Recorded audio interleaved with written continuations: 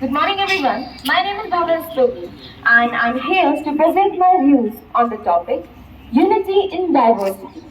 Well, true unity is just not reflected in diversity; it is also tested in it. I mean, if I were to put it more simply, if I say that people or a person of same race, a person of one race will defend the person of race which it stands for.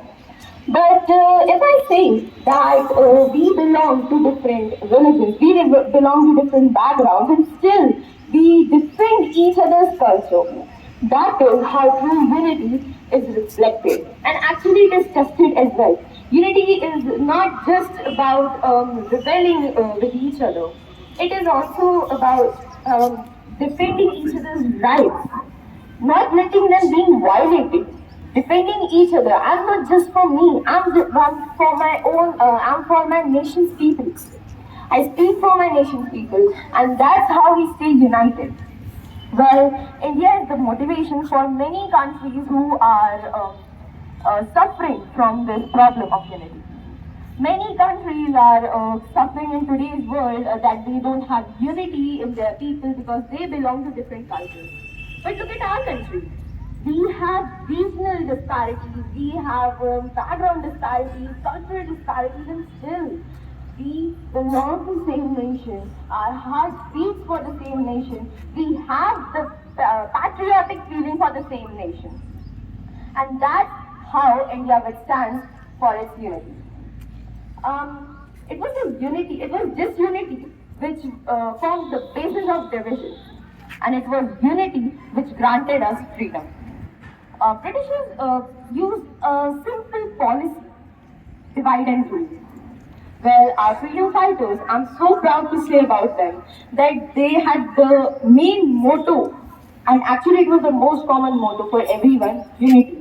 Unity in not only their culture or not only people of their religion, because we all wanted freedom from Britishers.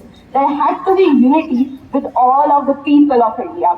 No matter where they belong from, whether they belong from Manipur or they belong from Tamil Nadu or with totally contradictory cultures. I just say that I'm so proud of them today, that I'm standing here with all of my freedom rights just because of them. But still, Britishers tried to impose many acts on us. Many of their policies, which they wanted India to stay a colony of Britishers, but it couldn't. Still, West is blaming India for various reasons, and actually the reasons aren't logical; they are illogical reasons.